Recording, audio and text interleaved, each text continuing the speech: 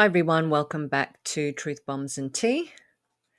I'm Tina, as you know, and this is part 2 of a small video series about self-awareness. So if you haven't listened to or watched part 1, I will leave a link below for you to check that out.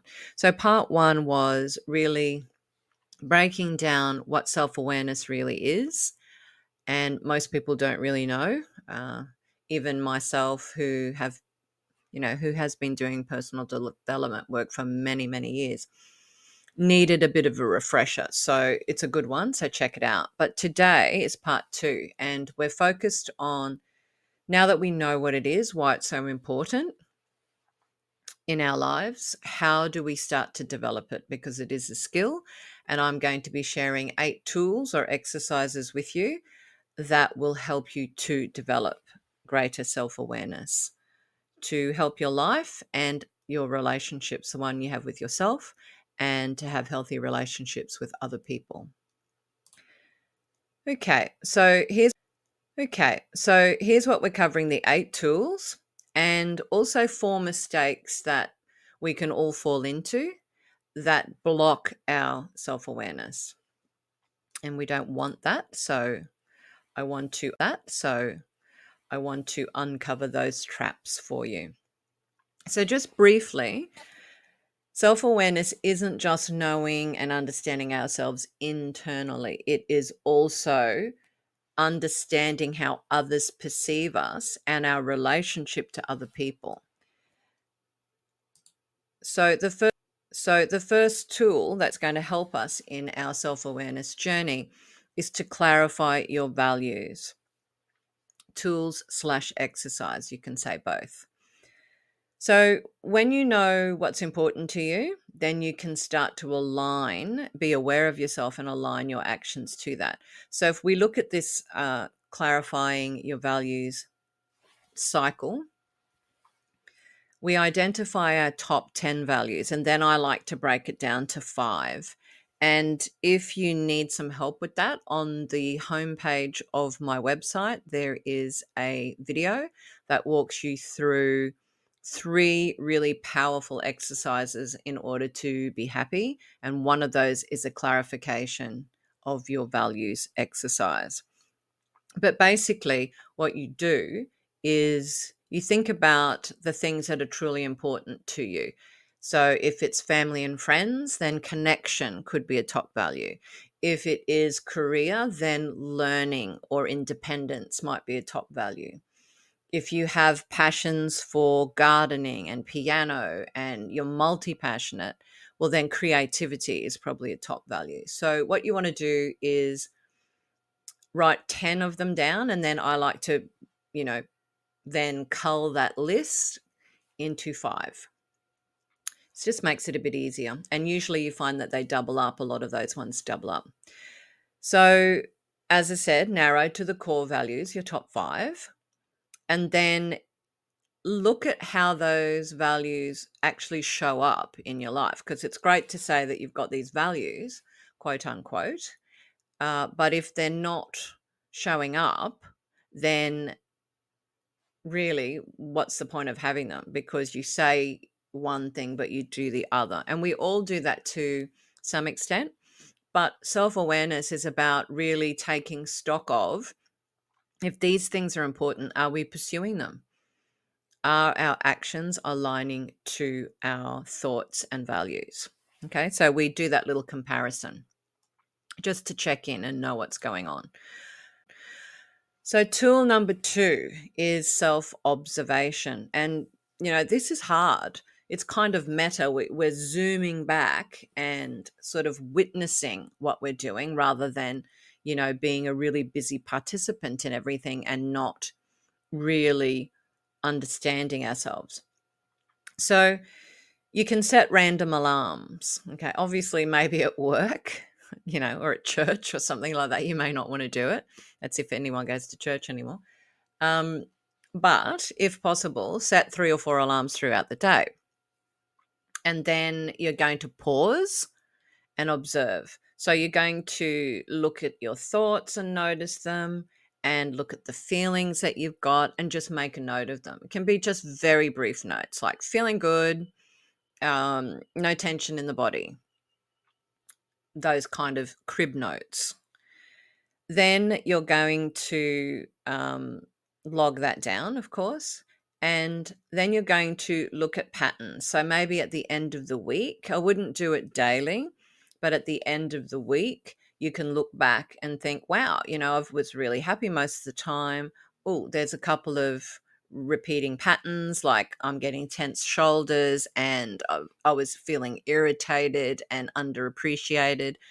And you can have a look at those situations and determine maybe that happens, semi regularly at work. Maybe it's a particular person in your life that's triggering that. Because when you are aware, you can then make choices and respond rather than react.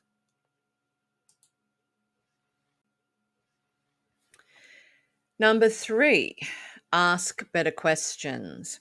And so we're kind of used to asking, why do I feel sad? Like, why do I feel mad? Gosh, I sound like Dr. Seuss. Why do I feel bad? But rather than doing that, we get more information from the what questions. So why questions kind of make us dwell and navel gaze at ourselves, right? And it kind of is this abstract concept, why, but when you ask what, it identifies specifically what the triggers are. And it can promote understanding that you can actually act upon. And why questions explore underlying causes, and we can rationalize and overthink. But what questions gets to the heart of things and pinpoints people or tasks or situations that are triggering or that cause a different emotion. So asking what questions, what specifically am I mad about right now? And if you say, why am I mad? I mean, that opens the doors to a lot of things. But if you say, what has caused me to be angry? And it could be, that you were late for the bus and then you were like mildly angry. And then on the bus, someone was really rude and loud and objectionable around you. So that increased your anger. Okay. So, what questions are far more valuable when it comes to self awareness than why questions, which can blow out to a whole heap of things? Okay. So, let's start to use what questions rather than why. Tool number 4 is, this is a hard one. It's to gather external feedback. In other words, feedback from other people. And here's a caveat, a really big like foam finger, like a Coles foam finger pointing down. And that is, ask people for feedback who you trust and who you know really wants the best for you. Okay. Not the frenemies, the fake friends, the co-workers that secretly is jealous of you, not the family member who is always so judgy and condescending. You need to talk to people who interpersonal growth as well. They're living their best life and they want you to live your best life. Okay. And when you do this, you have check-ins with them. So maybe like once a month you meet for coffee and you talk about your self-awareness journey. Like, I'm really trying to get to know myself better. Sometimes I get mad or, I'm depressed or I'm overly excited, and just want you to feed back to me like how you think I'm going in terms of my relationship with you and other people. Do you see some things that you think I could work on? Maybe I'm not very resilient. I'm feeling like I'm not very resilient. What do you think? So it's just a check in. Okay.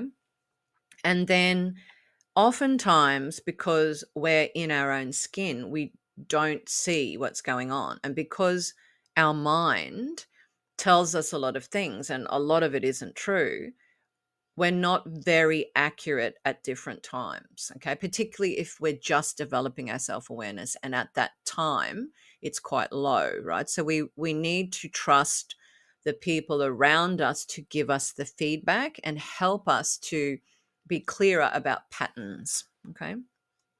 And you can see why this would be hard, right?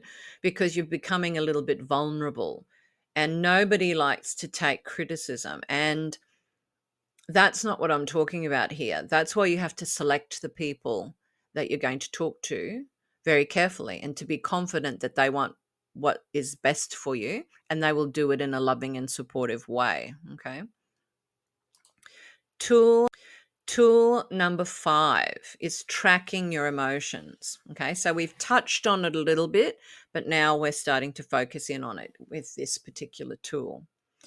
So, the journey between being illiterate emotionally, or another way is to say low emotional intelligence, to being emotionally literate or having a high level of emotional intelligence has 3 kinds of steps, right? So you want to track your mood and energy every day. Okay, it doesn't have to be throughout the day, but maybe in the morning you're like, yeah, I've woken up pretty chipper. I feel pretty calm. Or it could be, yikes, I feel quite constricted and tight in the chest because I have to present at work today. Or I've got to have a difficult conversation with my son or daughter. So just track it, okay, every day. Then over that week, you will start to, and over that day, you will start to look at the emotions that are popping up. So maybe if you are worried about something, you might start feeling anxious. So you're tracking daily the emotions and how you're feeling. And then you're looking at the activities that are producing that. As I said, it could be a presentation at work, and that's why your anxiety levels are higher than normal. So you're tracking the emotion and the activity that is happening at that time or that you're thinking about that's producing that emotion. When you do that over time, you'll see certain habits, certain patterns, and you can then make informed choices as to how to reframe those particular thoughts that produce those feelings. So it's a very simple but very powerful tool to use. Tool number 6, examine your stories and beliefs. And just like getting the external feedback, this is a tricky one because we really believe all our stories, okay, and our beliefs, hence the word belief. So it's a difficult one, but really important because we all have our blind spots. We all have our narratives and stories that really we've built, we've honed, we've reread and read. To us, it's like a bestseller, right? We read it all the time. So we don't have that separation between what's possibly inaccurate and untrue and our story. So you previously have done the preceding tools, and those have helped you to start track patterns of thoughts, feelings, and behaviors. And so we're going to use that to identify, okay, if this is what I'm thinking and this is what I'm doing, what are the beliefs? What do I believe about myself or about other people that are causing these thoughts, feelings, and behaviors? Okay, so we identify that. We question where it comes from. Is this my lived experience based on fact and truth, or is this some sort of story I was handed by someone else, or a story that I made up that when I really look at it doesn't have any factual basis? Like, can I prove these beliefs to be true? Are they 100% factual? If not, we've made something up or someone's handed it to us. Okay. Then once we go, I don't think this is exactly correct, we can test it. We can start to test it by making new choices around those stories, writing those stories out and reframing them. And a beautiful, powerful exercise that you can do that I have done with people in the past is to go back to an incident that you felt emotionally overwhelmed, or I don't like to use the word, but that's the one that's popping into my head, traumatized by, and to go back and rewrite it. Rewrite it as your more informed, wise self, and go back and give the advice to that you at that stage that will really help. And to really look back with that wisdom of hindsight and say, that incident that happened at work, uh, it wasn't that the boss hated you. It was because of this, this, and this. So you go back as the more factual one, the one that can see the true picture, the one that can be supportive and understanding as to why that might have happened at that particular point, but who now knows better and can do better, right? So we rewrite the stories. Very, very powerful.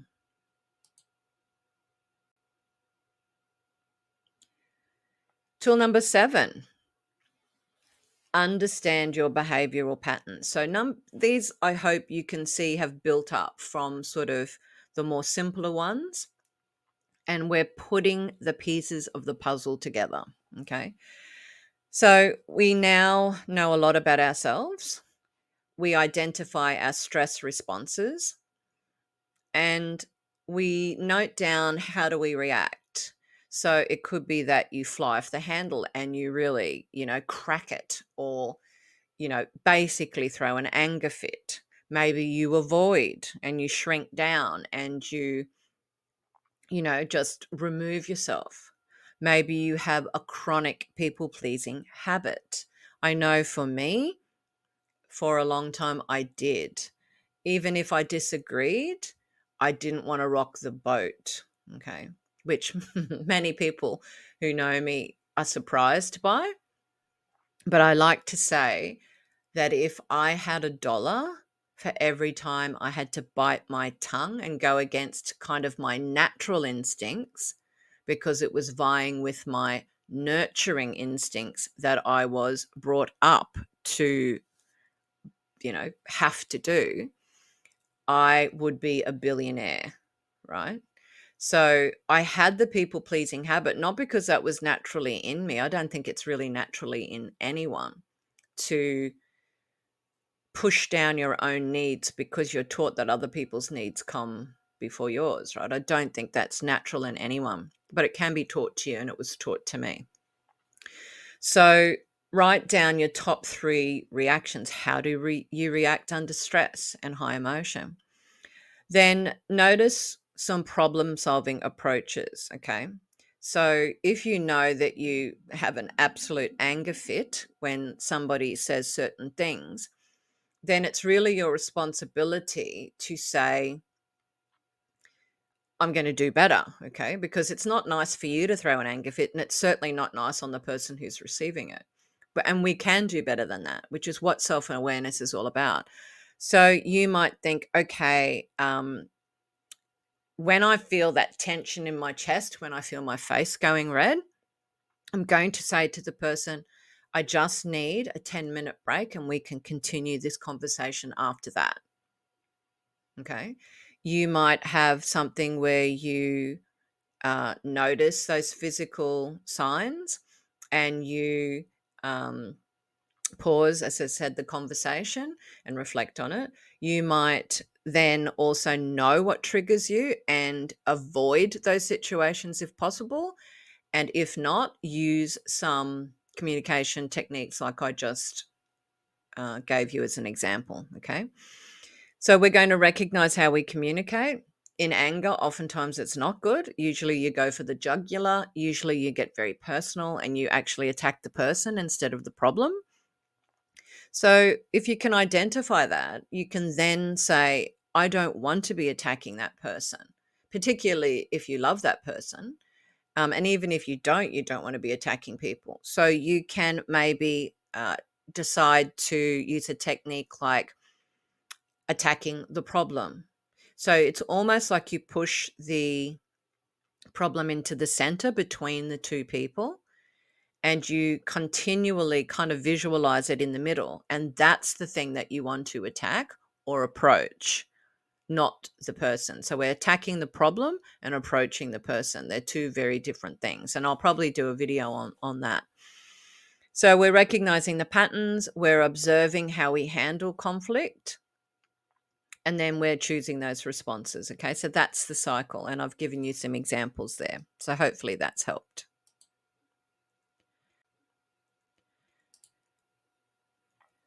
Tool number 8, this is the last one. Create accountability. And this sort of taps into getting that external feedback. Okay. So if you are really dedicated to becoming more self-aware because you want a better, healthier relationship with yourself, first and foremost, and then with other people in your life, you can have an accountability partner. Again, that person that you trust, that you know has your back, that you know is wanting to live the best of their life, and they want you to as well. You can meet up with them. You can take it to different levels. So an accountability partner who's a friend, or an app, or a journal. Journaling is fantastic. If you haven't checked out my Truthbombs&Tea Life Journal, that is, even if I do say so myself, a brilliant tool to help you know and grow yourself and your relationships with life and other people. So check that out. I will leave a link below. And then you can also join groups, okay, personal development groups. And if there are particular things that, are causing a bit of dysfunction in your life, then you can certainly work with a coach or a therapist. So they're the 8 tools. And just to finish off, I want to point out the pitfalls or the traps that we can all fall into. And I have done this myself. Overanalyzing. I am an overthinker. That's born from high levels of anxiety that I have. I know myself to be a high functioning, highly productive, highly anxious person, right? People often marvel at what I can do in the time I'm given. And part of that is just, that's my jam and I love it. But part of it is that I am driven by fear and anxiety, and which is why I have hyper vigilance and hyper organization. I've learnt throughout my personal development journey to moderate that and to bring balance to it, so I can use it rather than it using me, okay, like it used to in the past. Perfectionism. Okay, so this isn't about being perfect, that you're analyzing yourself so that you are the best of the best of the best. No, it is so that you're the best version of you and that you are authentic. So it's about authenticity, not perfectionism. So don't fall into that trap. The third trap is ignoring the feedback. So you've got the person talking to you and saying, listen, teen, I really love you. You've got these great strengths, but I have noticed that you tend to, like to control things, or, you have really gotten better with your, perfectionism and your control, but you do tend to do XYZ, right? These people love us. So hopefully we can let our guard down and receive the feedback that we're getting. So if you want to ignore it, that's fine, but you're not going to develop as a person, right? Because we don't know what we don't know. We all have blind spots and we're all a work in progress. And self-awareness as self-judgment, right? So the more you know yourself, the more danger there is that you can say, oh my God, I've got so many hang-ups, right? So we don't want to move into the judgment space. What we want to do is move into the information and knowing space. That once we know ourselves, we can say, wow, okay, yeah, there were some patterns there that were holding me back, but go me that I've found them. And now that I know better, I'll do better. So it's about discovery, not judgment. Okay. So to sum up, self-awareness is the true foundation of having healthy self-esteem and self-love and having healthy relationships with other people. It's a skill, so that's the good news, and it can be developed. like all skills, it takes time. You're not going to, do one of the tools and all of a sudden become, enlightened or, turn into Gandhi, right? Just like going to the gym, anything worthwhile takes time. And so you just choose one tool to start with and use it until it becomes natural and simple. And then you move on to the next. And being self aware increases your happiness and it decreases stress. And it also brings more confidence within you, within the work that you do, within your relationships, and within the decision making space. So you make more confident decisions. So between the two videos, the What is Self-Awareness Part 1, which I'll link below, and this particular tools video and exercises, I hope that this will really encourage you to become more self-aware, to see why it's so important and how much of a profound impact it can make on your life, and to know that you can choose a single tool and use it to benefit your life, and then choose another one in your journey. It's totally customizable and it's totally doable because they're very, very simple tools. So, on that note, here's to self awareness. And until next time, let's make the rest of our life the best of our life.